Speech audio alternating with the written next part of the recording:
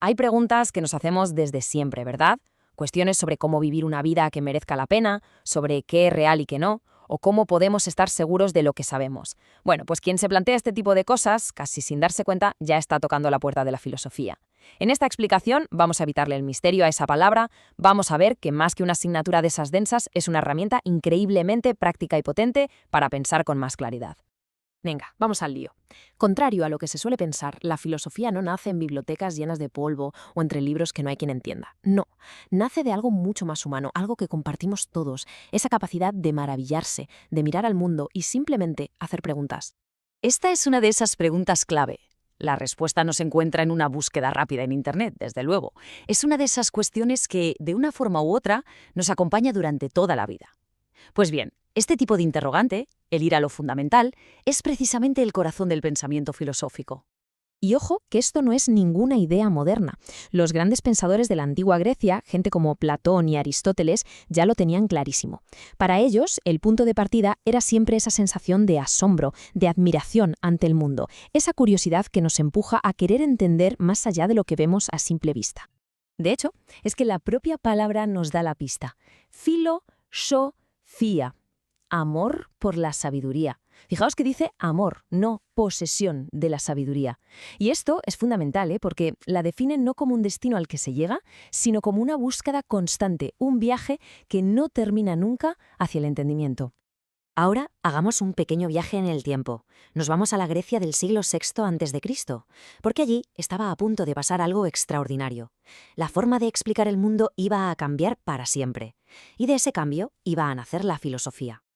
A ver, hasta ese momento si llovía era porque un dios quería, si había una tormenta era la furia de otro.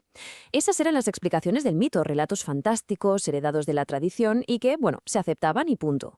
Pero de repente, un grupo de pensadores empezó a decir, un momento, ¿y si hay una causa natural? ¿Y si podemos explicarlo usando la razón?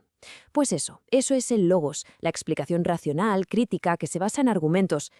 Y este cambio, este paso del mito al logos, fue, una auténtica revolución en el pensamiento humano. Significó dejar de aceptar las historias de siempre para empezar a exigir razones. Es el momento exacto en el que nacen las dos grandes herramientas que tenemos para comprender el universo, la filosofía por un lado y la ciencia por el otro. Entonces, ¿qué significa exactamente pensar de forma filosófica? Pues no se trata de seguir unas reglas súper abstractas, sino más bien de usar un conjunto de habilidades muy prácticas. Es como tener un kit de herramientas para pensar mejor, con más profundidad. A ver, pensar filosóficamente es, en esencia, poner en práctica varias cosas. Lo primero, ser racional, no aceptar nada si no hay un buen argumento detrás. Lo segundo, ser crítico, atreverse a dudar de todo, incluso de lo que parece más obvio. Tercero, ser radical. Y esto no tiene que ver con extremismos, ¿eh? La palabra viene de raíz. Significa ir a la raíz de los problemas, no quedarse en la superficie. Y cuarto, ser autónomo, atreverse a pensar por cuenta propia, sin depender de lo que digan los demás.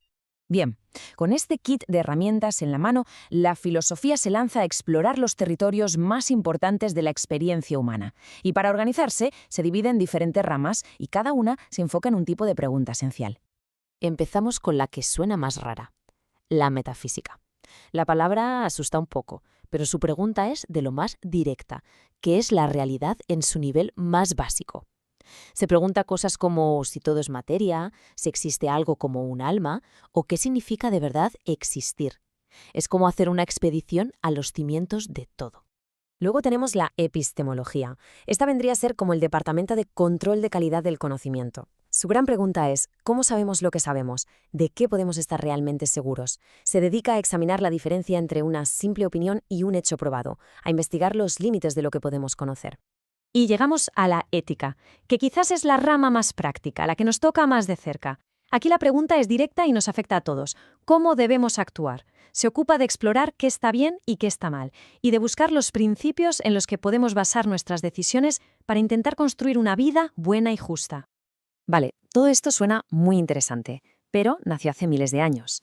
La pregunta es inevitable. ¿Sigue teniendo sentido hoy en día, en un mundo que parece dominado por la ciencia y la tecnología?